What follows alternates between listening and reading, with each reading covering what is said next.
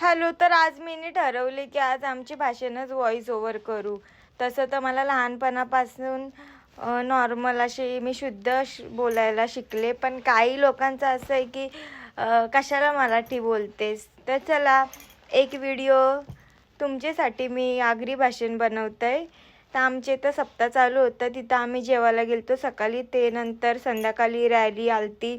मग हे पण होते दिसले मला. तर हे दिसले की मला माझा फोन हातातून वरती आलाच पाहिजे आणि मी यांचा व्हिडिओ घेतल्याशिवाय राहतच नाही.